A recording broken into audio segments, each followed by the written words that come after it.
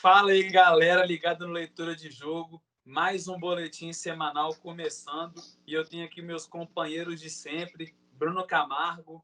Fala aí, meus companheiros de leitura. Fala aí, galera que está assistindo. Vamos para mais uma. Guilherme Barcelos. Fala aí, pessoal. Vamos que vamos para mais um. Caio Torres. Salve, salve, galera ligado no Leitura de Jogo. Mais um boletim para conta. E Vitor Recla. Um salve aos meus companheiros, vamos para cima. É isso aí, a gente começa então com as informações de Bruno Camargo. O que você traz para a gente hoje, Bruno?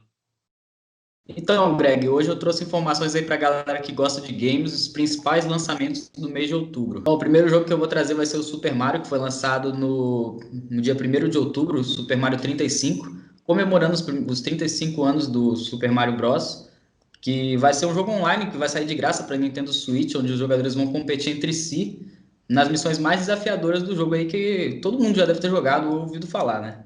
O segundo jogo é o Crash Bandicoot 4, It's About Time, que já saiu dia 4 de outubro. É um jogo que está sendo muito elogiado da saga aí, que é bem antiga já. É uma continuação do Crash Bandicoot Warped, que saiu em 1998. Demorou um pouquinho para sair, né? Mas é um jogo bem legal, eu já pude ver gameplays e tá muito maneiro, uma mistura de plataforma com terceira pessoa. Acho que é bem divertido. O terceiro é o Star Wars Squadrons, que saiu dia 2. Que seguindo a linha ali do Star Wars Battlefront, que é como se fosse um FPS de Star Wars, é bem legal de jogar, mas também tem um modo campanha, onde você pode seguir as missões, pilotar a nave. É uma experiência bem maneira aí para quem gosta de Star Wars. Vai sair para PS4, Xbox One e Windows, ou seja, PC. O quarto aí é o FIFA 21, né, que a gente já cansou de falar aqui. Ele saiu hoje para a galera aí que comprou as edições especiais e para nós, os réis mortais, que vamos esperar dar uma baixada no preço, né, porque 300 conto é sinistro. Vai sair dia 9.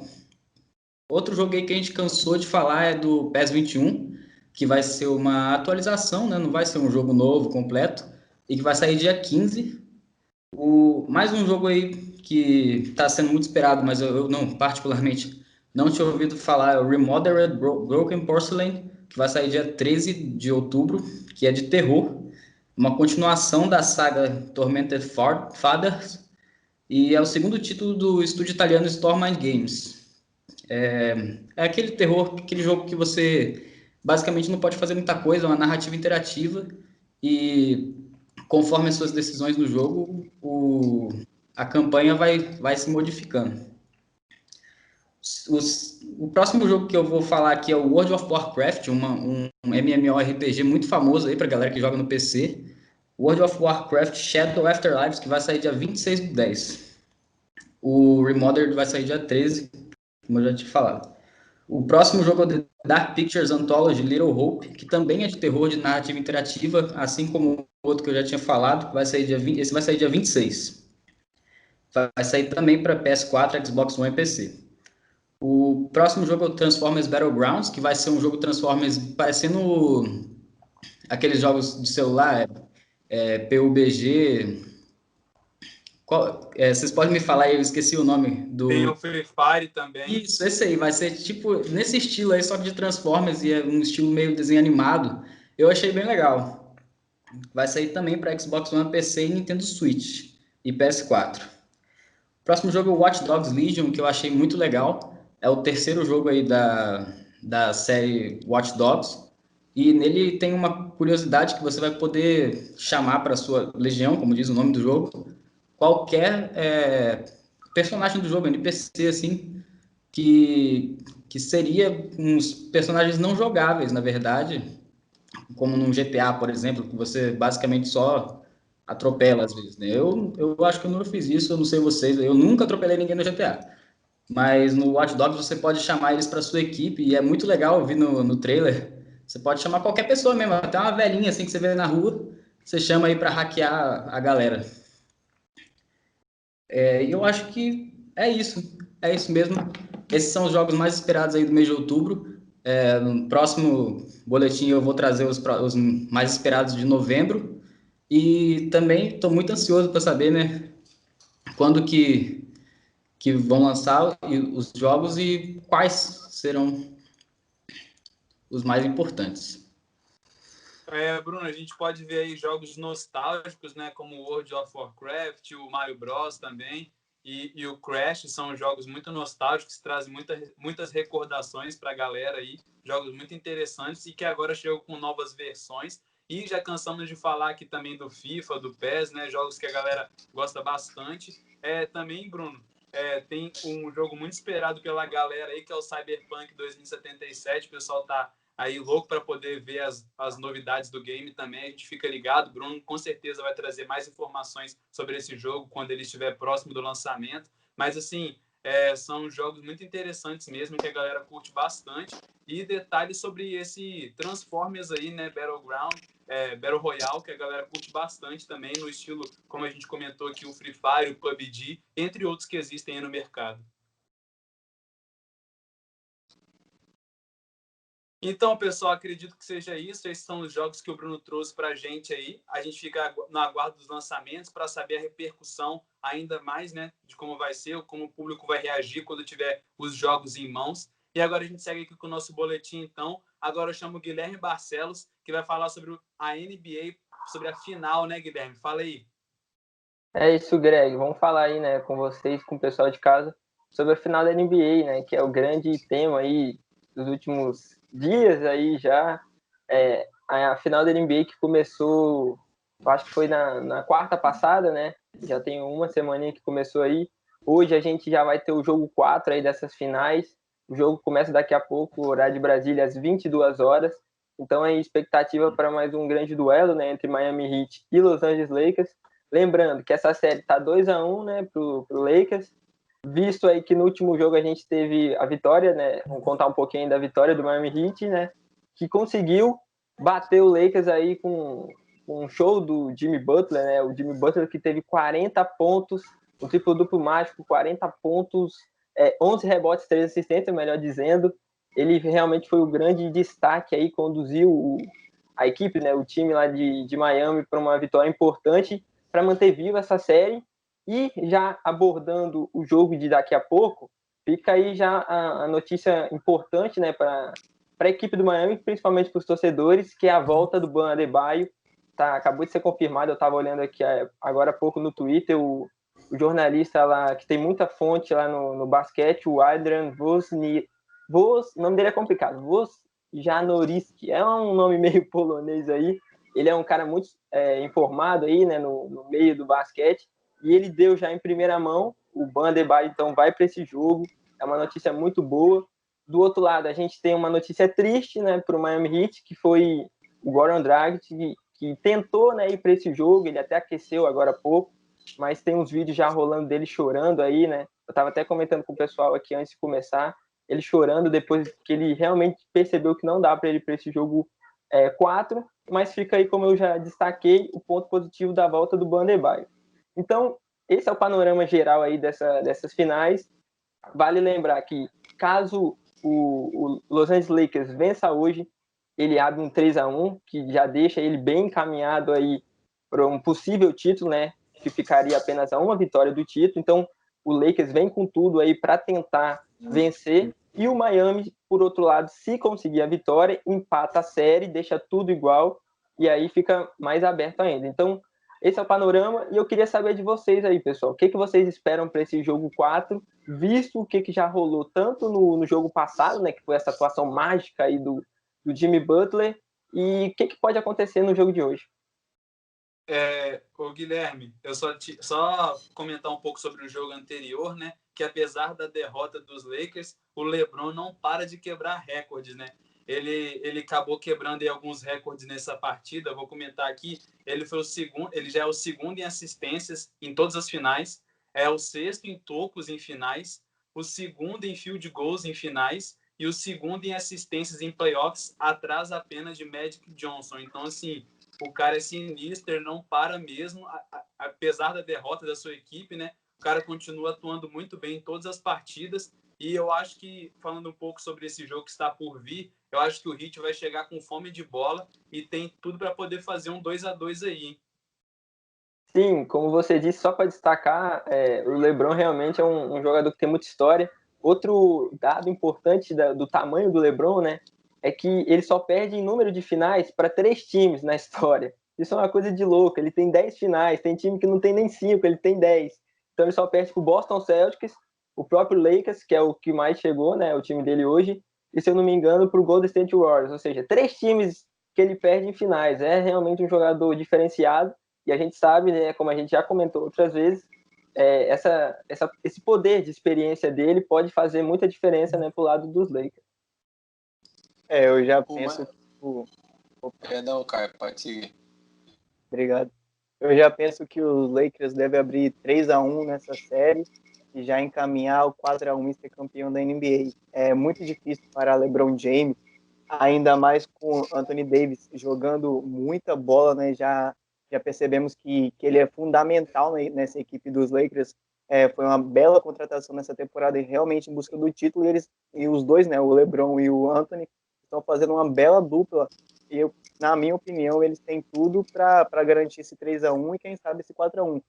O Jamie Butler está jogando muito, como o Guilherme citou mesmo, né? Ele já tinha sido o melhor jogador do Miami no jogo 2, infelizmente o Miami não conseguiu a vitória, mas mesmo assim ele teve o maior número de pontos, o maior número de assistências, rebotes, destruiu, mas não foi o suficiente, e ele conseguiu fazer nesse jogo 3, né, que conseguiu fazer o suficiente para levar o seu time à vitória, mas não tem como tirar o título da NBA dos Lakers dessa temporada, não. Na minha opinião, é 4-1 com um show de LeBron James e Anthony Davis.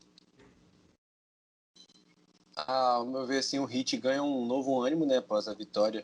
Ficam aí com bem destacado o show do Jimmy Butler. E no meu ver, assim, tem outro cara do Heat que vem gastando a bola, é o Tyler Herro, tem apenas 20 anos, né, e já vem aí dominando aí com as ações ofensivas da equipe do Heat, aí uma equipe jovem e que vem dando trabalho aí pro LeBron, mas como o Greg destacou, os números dele dizem por si só, né? Ele é um espetáculo de jogador, mas o Heat vem aí hoje com a possível volta do Adebayo, né, que machucou aí o pescoço no primeiro jogo, mas tem tudo aí para ser um jogão, e quem sabe, né? Eu acho que eu tô com o Caio, assim, questão dessa favoritismo do Lakers aí, poder abrir um 3-1 hoje, mas o Heat provou aí que é um excelente time, um time muito jovem, que eles não estão sentindo assim o peso das finais, apesar das 2 derrotas no primeiro jogo, vem assim surpreendendo com as suas atuações, e o meu destaque fica aí pro Tyler Herro, o norte-americano aí muito novo e que já parece que joga NBA há muitos anos aí, que vem gastando a bola nessas finais.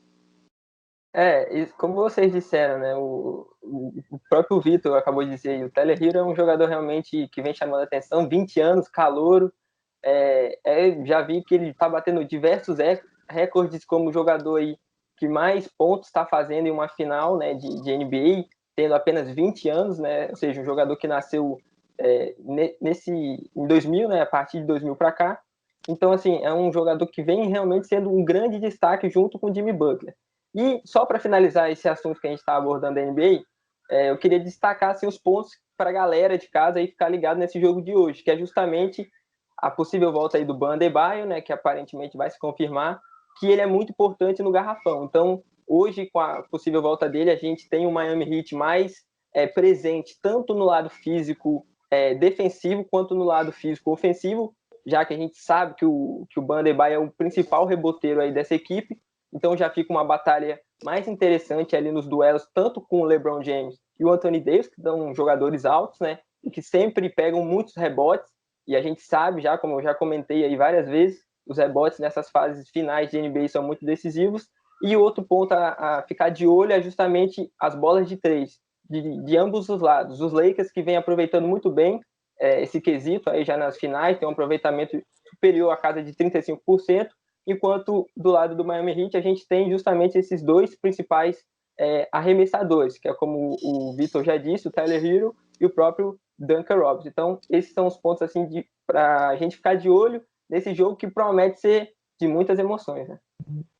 É isso aí. A gente fica ligado então nessa nova partida, né, nesse jogo 3 da final da NBA. E, logicamente, o Guilherme vai trazer tudo para a gente aí no próximo boletim do que foi, se foi um 3-1, se foi um 2-2. a gente vai ficar ligado aqui também. E a gente segue a nossa onda de informações agora com o Caio Torres. É isso aí, Greg. Vamos falar sobre as eliminatórias da Copa do Mundo de 2022. Terá seu início aí na quinta-feira, né, com um jogo de abertura entre Paraguai e Peru. Mas a nossa seleção brasileira estreia na sexta-feira, no dia 9, contra a Bolívia, no estádio Neoquímica Arena, né, o famoso Itaquerão, que foi renomeado nesses últimos dias. E eu queria fazer um contexto sobre a convocação, né, do Tite para esses dois primeiros jogos das eliminatórias e saber de vocês quais são as chances do Brasil, né? Primeiro eu vou passar aqui, para quem não viu, a convocação do Tite. Como goleiros temos o Ederson, do Manchester City, o Santos, do Atlético Paranaense, o Everton, do Palmeiras. Os laterais são Danilo, da Juve, Gabriel Menino, do Palmeiras, né, que vem jogando como um meia lá no Palmeiras, mas o Tite acabou convocando como lateral. Também temos o Alex Telles, do Porto, e o Renan Lodge, do Atlético de Madrid. Na zaga temos o Felipe, também do Atlético de Madrid, temos o Marquinhos, do PSG, o Rodrigo Caio, do Flamengo, e o Thiago Silva, do Chelsea. Já os meios-campistas são o Bruno Guimarães, do Lyon, que vem arrebentando na temporada passada, e também nessa temporada tem tudo aí para acertar finalmente esse meio-campo do Brasil, né, que tem tido dificuldades em alguns jogos. Temos o Casemiro, do Real Madrid, que para mim é o único jogador insubstituível desse meio de campo. Douglas Luiz, do Aston Villa, Everton Ribeiro, do Flamengo, Fabinho, do Liverpool e Coutinho, do Barcelona. E no ataque temos Everton Cebolinha, do Benfica, o Firmino, do Liverpool, Gabriel Jesus, Richarlison, Rodrigo, do Real Madrid, e o Neymar. Ficou faltando aí na torcida, tinha pedido muito a convocação do Marinho, que vem destruindo no futebol brasileiro, né, fazendo um grande início de campeonato no Brasileirão. E também tivemos a ausência do Alisson, que acabou sendo cortado por lesão, né, nos últimos dias. O Ederson foi convocado para o lugar dele. Também não tivemos a convocação do Vinícius Júnior, que vinha sido chamado há algum tempo, né? Visto que a seleção brasileira não fez uma boa Copa do Mundo em 2014, nem o diga, né? Uma Copa péssima. Em 2018 também acabou sendo eliminado para a Bélgica, não fez uma boa Copa América também. E aí, eu queria saber de vocês o que essa seleção montada pelo Tite, que também vem sendo contestado pela torcida brasileira, né? Muitos dizem que ele já deveria ter saído do cargo, que a era Tite já acabou, que ele não é mais o mesmo, não apresenta o mesmo futebol que apresentou no Corinthians, quando foi campeão brasileiro. Queria saber de vocês quais são as expectativas da seleção para essas eliminatórias, mais precisamente esses dois primeiros jogos. Bom, Caio, antes de mais nada, eu gostaria de destacar também meu elogio aqui à convocação dos laterais esquerdos, que realmente são os que estão tendo a melhor fase na Europa, né? O Alex Telles, que foi recentemente contratado aí pelo Manchester United, e o Renan Lodge, né, para a alegria do nosso querido Guilherme Barcelos, lateral do Atlético de Madrid, muito bom jogador, e vem tendo boas atuações, né, no comando do Simeone. O zagueiro Felipe também, do Atlético, que é muito bom. Só que a minha ressalva fica por conta da lateral direita. E também destacar que nós não temos peças tão boas quanto antigamente na lateral direita, que já foi muito elogiada. Já tivemos ótimos jogadores históricos aí na lateral direita. Porém, acho que a convocação do Danilo não é muito boa. Assim, ele não é aquele jogador diferenciado que a gente espera que jogue pela seleção. Eu gostaria muito que o Emerson, lateral do Barcelona, que estava emprestado ao Real Betis, fosse convocado. Gabriel Menino não é uma surpresa, mas é uma aposta. Acho que ele pode encaixar ali no estilo de jogo do Tite e vir a ter boas atuações. As eliminatórias da Copa do Mundo, às vezes, põem confrontos com seleções um pouco inferiores, então acho que possibilita aí a atuação dele ter mais regularidade, mas vamos esperar, né? Eu gostaria muito realmente que o Emerson tivesse sido convocado. Acho que o Danilo não tem mais aquela boa fase que a gente já viu ele jogando no Porto e no início dele no Real Madrid, mas fora isso, e também, claro, não convocação do Marinho, que eu entendo até o lado do Tite, ele preferiu os jogadores que estão tendo uma regularidade na Europa, apesar da fase excelente do Marinho e dele ser um bom jogador. Eu entendo que a justificativa dele seja que entre preferir um jogador que está tendo já um bom tempo de regularidade em uma liga muito mais forte, que são as ligas europeias, do que um jogador que teve realmente uma ascensão explosiva aqui no Brasil esse ano. Já era um bom jogador, mas dessa vez ele se destacou muito. Porém, a Liga Brasileira a gente sabe que não é tão boa realmente quanto as ligas europeias. Ao meu ver, sim, a gente precisa ficar de olho nesses jogadores de idade olímpica, né, como o Matheus Cunha, que foi convocado no lugar do Gabriel Jesus, o Douglas Luiz, o Bruno Guimarães, que são jogadores aí com idade olímpica e podem contribuir bastante, né, porque a gente sabe que o Tite ele gosta muito de fazer esse rodízio nos jogadores, não é como os últimos treinadores que mantinha aí a mesma escalação sempre, a gente já sabia quem convocar, e esses nomes têm tido bastante rodagem aí. O Caio citou o Vinícius Júnior, mas aí ele convocou o Rodrigo, e na próxima ele vai convocar o Vinícius Júnior no lugar do Rodrigo, e assim por diante. A gente ficar de olho aí, o Gabriel Menino, que foi uma surpresa na escalação assim, eu mesmo não esperava, apesar das boas atuações dele pelo Palmeiras, acho que pela função que ele vem exercendo no Palmeiras, não se encaixava no perfil da seleção, porque tem jogadores mais experientes e com fases melhores, assim, mas é uma aposta, eu acho que é uma boa, assim, é um jogador que há 3 anos atrás jogava copinha aí pelo Guarani e hoje titular absoluto do Palmeiras, aí já tendo a oportunidade de vestir a amarelinha, é um bom começo, eu acho que a gente pode esperar muito dessa seleção.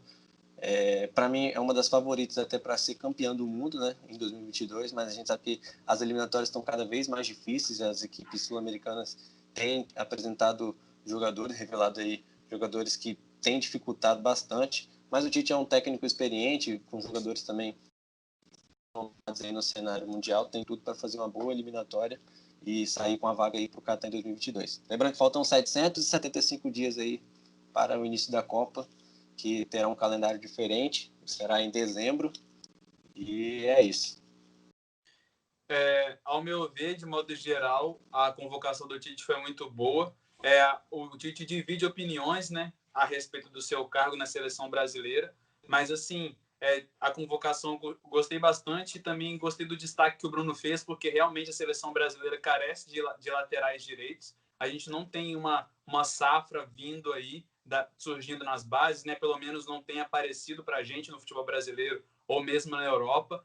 Mas de modo geral gostei bastante da convocação. Acredito que o Brasil tem tudo para poder fazer uma boa eliminatórias aí, apesar de, como o Vitor destacou bem, as seleções que a gente já julgou anteriormente como inferiores, muito inferiores, agora elas vêm mais bem preparadas para essas competições, ao meu ver. Então, assim, tem grandes nomes surgindo, grandes revelações surgindo nesses países, então é bom a gente ficar ligado, inclusive nessas revelações, né, para os clubes brasileiros, principalmente, para poder pincelar um ou outro ali e fazer dinheiro, porque a gente sabe que isso acontece bastante, é muito importante para os clubes brasileiros ficarem ligados nisso.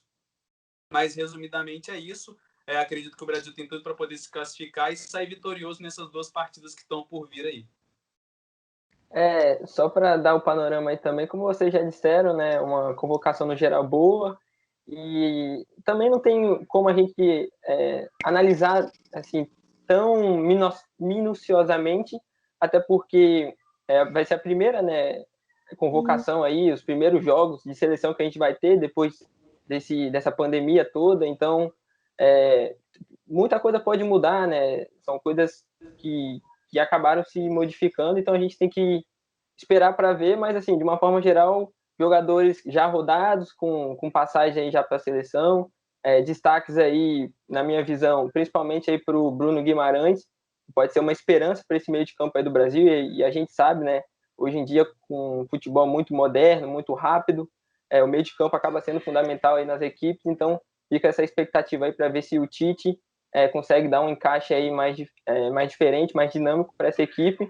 E a expectativa é que a seleção brasileira faça uma eliminatórias boas e se classifique, né? Principalmente ele brigando para ser primeiro, segundo lugar, sempre ali com a Argentina e provavelmente com o Uruguai, que são as principais forças aí da América do Sul. Eu acho importante destacar também, apesar de eu ter feito essa comparação entre as ligas europeias e a Liga Brasileira, destacar os jogadores que foram convocados que jogam o Brasileirão, né? são os que tiveram mais regularidade, como eu já tinha falado, que o Tite preferiu os jogadores que atuam na Europa por terem mais regularidade lá. Mas esses jogadores que foram convocados, que jogam no Brasileirão, estão tendo boas atuações e uma regularidade já há algum tempo. Então, é muito legal a gente ver, né, principalmente para os torcedores desses times, ver seus jogadores na seleção. E eu espero que venham mais, que os jogadores possam crescer aí na liga, fazendo ela mais forte e, consequentemente, sendo convocados para a seleção brasileira. Então é isso aí, pessoal, as opiniões aí da galera do Leitura de Jogo a respeito da seleção brasileira. A gente aguarda aí ansiosamente essas partidas. Sexta-feira já tem jogo do Brasil, a gente fica ligado.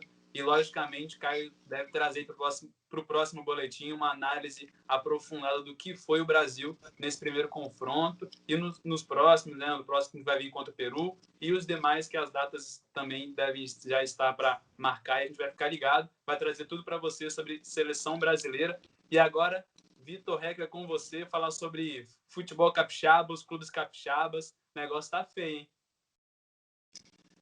Tá feio, mas graças a Deus, aí no final de semana, os dois clubes que representam o nosso estado na Série D venceram de virada, né? As duas equipes, o Vitória bateu o Operário de Várzea Grande, né, do Mato Grosso, por 2-1, e o Rio Noroeste venceu também por 2-1 o União Rondonópolis. O Vitória, que jogou primeiro no sábado, saiu atrás do placar, uma falha aí que vem sendo constante da defesa do Vitória, aí que não se encontrou o Ferrugem e o Gladstone, né, que vem batendo cabeça aí, o Lucas, saiu no contra-ataque aí nas costas do zagueiro Ferrugem, abriu o placar no segundo tempo,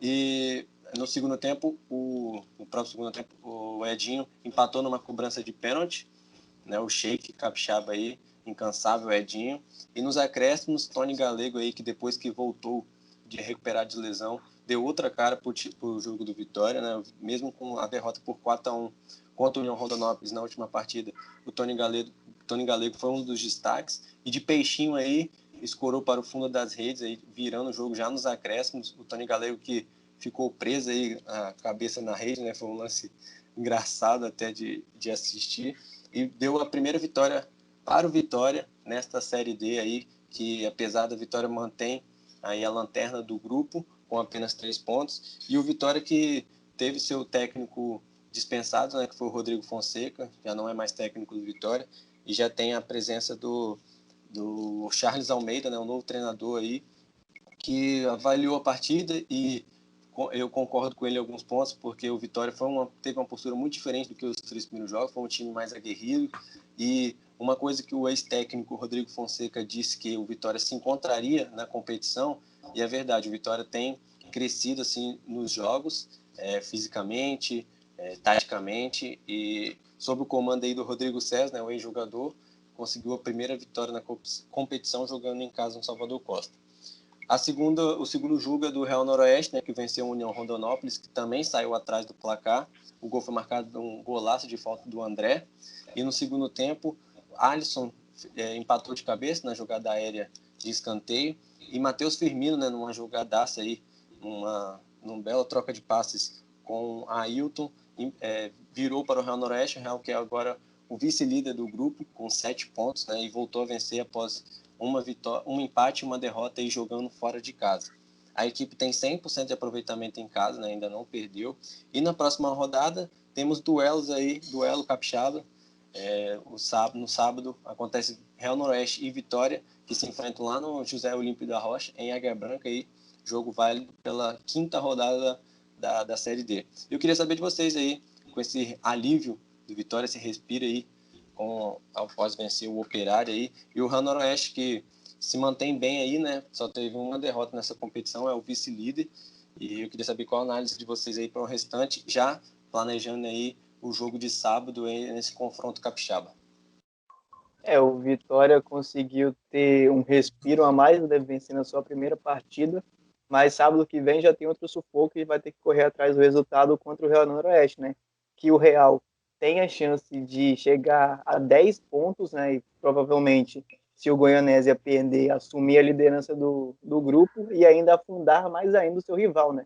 Porque nós aqui estamos torcendo para os dois classificar, mas a rixa o clássico, né, capixaba entre os dois, provavelmente se o Real Noroeste tiver a chance de afundar mais ainda o Vitória, ele vai aproveitar essa oportunidade, daí vai destacar que o Vitória realmente já teve uma melhora significativa, né, só pelo o seu poder de decisão, que não tínhamos visto nos últimos 3 jogos, né, das 3 derrotas. Nesse jogo ele saiu atrás no placar, mas soube reagir e virar a partida aos 48 do segundo tempo, né, que são cenas que só o futebol proporciona para a gente. E o Real Noroeste ele tem tudo para ser um dos 4 primeiros e conseguir a classificação para a próxima fase tranquilamente. Mas o jogo de sábado vai pegar fogo sim, ao meu ver, da Real Noroeste pelo placar. Vou chutar um placar mínimo, 2-1 ou 1-0, mas o Real Noroeste deve conseguir a vitória sim, em cima do Vitória. O novo treinador, né, do Vitória, que não pode acompanhar a partida ainda, o Charles de Almeida, mas ele já comentou, como o Vitor bem disse, gostou da análise dele, que ele disse que viu um time brilhante, né? A gente torce mesmo para que o Vitória possa se recuperar e nessa caminhada da Série D, né? Ainda mais nesses jogos que estão começando, a gente pode dizer assim, porque ainda tem alguns jogos pela frente. Ficar ligado na Águia Negra, que não pode se classificar, a gente continua secando aí a equipe para garantir mais uma vaga aí para os clubes capixabas. E um detalhe, Vitor comentou aí sobre o gol do Firmino, mas é o Firmino que joga aqui no Espírito Santo. Ele que marcou um gol com a chuteira do artilheiro Aloísio. O Aloísio que emprestou a chuteira para ele aí. O menino foi abençoado, então, pelo artilheiro do Real Noroeste. A gente fica ligado aí nesse grande confronto de clubes capixabas, torcendo, logicamente, para que os dois possam melhorar, o Vitória principalmente, melhorar a campanha. O Real Noroeste já vem tendo boas vitórias e tal, mas que o Vitória possa melhorar e que os dois clubes possam garantir a classificação aí. O Caio comentou bem a questão da tranquilidade do Vitória em reverter o placar, e tem sido muito comum também essa questão de sair atrás do placar pelo lado do Real Noroeste. Aí, se eu não me engano, é o 4º jogo que o Real Noroeste sai atrás do placar. Em 3 ele conseguiu reverter, e só 1 ele acabou perdendo pelo placar de 1-0, e o técnico do Zinho Reis elogiou essa tranquilidade que o time tem de saber administrar o resultado adverso e buscar, né, o resultado positivo a favor da sua equipe. É isso aí, então, pessoal. Opa, pode falar, Guilherme. Não, só ia completar sobre o Real Noroeste, aproveitando que eu estava falando, destacar também o Ayrton, né, um jogador muito inteligente, interessante, ele que fez a tabelinha bonita aí, né, com o Matheus Firmino no gol da vitória, é um jogador que vem se destacando aí, seja por gols, por assistências, e sobre o Vitória, feliz, né, a gente fica feliz pela essa vitória importante, porém já na próxima rodada tem esse duelo entre os dois capixabas, infelizmente um já vai perder, né, ou empatar, ou seja, algum dos dois vai ser prejudicado, vamos dizer assim, mas a expectativa é que as duas equipes se classificam aí, né? Essa é a torcida, pelo menos. Só para ser mais preciso, ainda restam 10 rodadas, então ainda a caminhada é longa para o Vitória conseguir retomar esse bom futebol que a gente está vendo que já está começando, né? A gente torce para que esse novo treinador possa fazer um bom trabalho também na equipe e torcer para os clubes capixabas aí, como a gente sempre vem reforçando a cada boletim, apresentar boas partidas e também um resultado positivo para garantir a classificação. Agora a gente segue então com o nosso boletim, finalizando com o voleibol. A gente já comentou há uns bons boletins anteriores, Vitor comentou também sobre a Superliga C, e eu vou comentar aqui então para vocês os clubes que estão inscritos, né? Já tem tudo fechado aí, a CBV divulgou na terça-feira, dia 29/9. O masculino vão ter 28 equipes participantes, que estarão divididas em 5 grupos, e o feminino vão ser 13 clubes divididos em 2 grupos. Os campeões de cada grupo vão garantir acesso à Superliga B de 2021. O masculino inicia no dia 13 de outubro e o feminino no dia 21 de outubro. Eu vou passar a lista completa aqui para vocês. Do masculino, grupo 1 vai ser disputado lá em Joinville, no período do dia 4 ao dia 8/11. Temos aí os clubes amigos, Vôlei Joinville, ADC Terra Firme, Chapecó, Ama Vôlei Maringá e Ismel Bernec. O grupo 2, que vai ser disputado em Araçatuba, em São Paulo, conta com o Vôlei Futuro, o Vôlei Iancanga, Santos, Frutal, Uberlândia e Cidade Viva Vôlei. Já o grupo 3 vai ser disputado lá no Nordeste, lá em Natal, no Rio Grande do Norte. Vai ser do dia 13 ao dia 17 do 10, agora de outubro. E temos o Aerocese, Desportivo Rio Grande, Vôlei Unip Fortaleza, Clube de Vôlei Multisportes, Nosso Clube, Esporte Clube Recife e o Santa Cruz. E no grupo 4 vai ser disputado lá em Goiânia, em Goiás, período do dia 1 a dia 7 do 11. Nós temos o Vila Nova, Neurologia Ativa, Caldas, Paysandu e Força Federal. E fechando, então, os grupos do masculino aí. Agora, o local vai ser disputado lá no Rio de Janeiro, no período do dia 4 ao dia 8 do 11. Temos aí o Tijuca, o Fera Campos, Niterói, Prefeitura de Juatuba e a Cecita Esporte Clube. E agora, a Superliga C feminina conta com apenas 2 grupos, né? São 13 equipes aí no total. O grupo 1 vai ser disputado em Campina Grande, na Paraíba, no período do dia 21 a 25 de outubro. Temos aí Clube Campestre, Santa Cruz, Desportivo Rio Grande, Ama Vôlei Maringá, Foz do Iguaçu e Chapecó. E agora, fechando com o grupo 2, vai ser disputado lá em Contagem, Minas Gerais. Temos o SADA, que é o mesmo patrocinador aí, que está fechado com o Cruzeiro, né? O SADA Cruzeiro no masculino, da Superliga A. Varginha, Minas Náutico, Instituto Mais Ação, Vôlei Marechal e AVG PMG. Então, essas são as equipes participantes aí. Logicamente que a gente vai ficar ligado nos clubes que vão garantir acesso nas partidas no decorrer da competição e trazer todas as informações aí para vocês. Vale o destaque aí no masculino. O Greg citou aí o grupo de Natal, né, na sede no Rio Grande do Norte, a presença aí de clubes aí que são tradicionalmente importantes para o futebol brasileiro, né, como o Santa Cruz e o Sport, né, que tradicionalmente no esporte voleibol não tem tanta representatividade assim, né, não são clubes expressivos falando no esporte, mas é interessante porque dá oportunidade também para os jogadores jovens, né, a gente já falou anteriormente como seriam disputadas a questão das inscrições, a fase da idade e tudo mais. E é de interessante saber acompanhar essa nova fase do voleibol, essa nova geração aí que tem tudo para crescer e quem sabe conseguir vagas aí nas grandes equipes do vôlei, que tem muito importante financeiramente, recebendo apoio aí. A gente sabe da dificuldade do esporte brasileiro, mas que tem tudo para crescer e garantir aí as vagas na Superliga B, quem sabe chegar na Superliga A e surpreender mesmo, de forma geral, toda a população brasileira. E a gente sabe que... Opa, pode falar, Bruno. Obrigado, Greg. Só um comentário aí sobre o que o Vitor falou, né? Acho que é muito bom ter essas equipes mais tradicionais em outros esportes, como o futebol, chegando aí no vôlei, porque além da estrutura, né? Lógico que eles vão ter uma estrutura financeira boa, confortável, porque já vem de outros esportes, então já tem algo já meio concreto. Também por conta de possibilitar que as equipes maiores das divisões superiores possam pescar ali os jovens atletas que podem ser a nova geração do vôlei nacional, né? Que a gente sempre espera que dê bons frutos. O vôlei nacional tem muita história. E também, claro, que essas equipes tradicionais, também junto com as outras, possam ter potencial para crescer e ir subindo de categoria.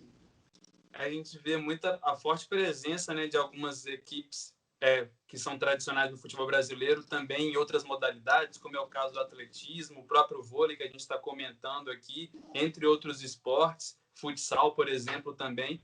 E, com certeza, a gente sabe que o Brasil é um celeiro, do voleibol, tem grandes atletas sendo revelados por aqui. Logicamente, vamos ter grandes nomes vindo aí que vão conseguir alçar voos maiores. A gente, logicamente, também torce por isso, para que a base, né, do Brasil, de modo geral, possa crescer cada vez mais. E é isso, a gente torce para grandes revelações e grandes confrontos também. Outro ponto positivo assim dessa Superliga C é a questão da logística, né? Essa divisão em sedes assim facilita bastante a questão financeira, né? Alivia um pouco por essa divisão de bolha e também possibilidade maior de concentração, né? Os jogadores ali que ficam concentrados numa sede só, diminui também os riscos aí de contaminação do coronavírus. Também muito legal essa logística que a CBV preparou de dividir mesmo os grupos, né, por sedes aí em curtos períodos, né? São tiros curtos aí e que bastante equilibrado, assim, porque a gente não vê grandes nomes, né, de destaque em ambos os times, então tem tudo para ser grandes confrontos e aí definir bem quem serão os classificados para a Superliga B. E também é um aspecto positivo para a questão física dos atletas, né? Aquele translado todo que, às vezes, por vezes, pode desfavorecer um ou outro atleta. Então, isso é muito interessante. E só um destaque também no lado do feminino, o Sada, que está chegando forte, aí já tem um bom investimento financeiro visto, que vem fazendo com o Cruzeiro, né? Então, é uma equipe feminina que é um projeto que está sendo bem preparado. Acredito que possa alçar grandes voos aí na competição. De modo geral, é isso. Então, pessoal, a gente fica ligado nos confrontos, nos clubes que classificarão para a Superliga B. É isso. Agradeço aos meus companheiros pela presença, todos vocês que têm nos acompanhado. Valeu, Bruno Camargo. Valeu aí, meus amigos. Valeu aí você que acompanhou até o final. Não deixe de aproveitar também as outras coisas que a gente está oferecendo aí na página, por exemplo. Não deixe de acompanhar. É isso aí. Valeu, Guilherme. Valeu, Greg, valeu, pessoal. Deixar aí como dica, né, para vocês, né, acompanhar o Sexta de Três aí, sempre analisando a NBA. E como uma última informação, o Bandebaio vai para jogo, saiu a escalação, então promessa de jogão, hein? Valeu, Caio Torres. Eu que agradeço. Fiquem ligados aí, galera, no próximo boletim semanal, também em todos os nossos programas que temos no Spotify, como o Vitor falando do futebol capixaba, do Guilherme falando da NBA e vários outros, leitura da rodada e assim por diante. É isso aí. Obrigado, Vitor Heckler. Eu que agradeço, um abraço aos meus companheiros e fiquem ligados que amanhã tem Futebol de Pocá trazendo aí uma análise maior sobre essa vitória dos capixabas na Série D. Um abraço. É isso aí, pessoal. Valeu, até a próxima. Valeu.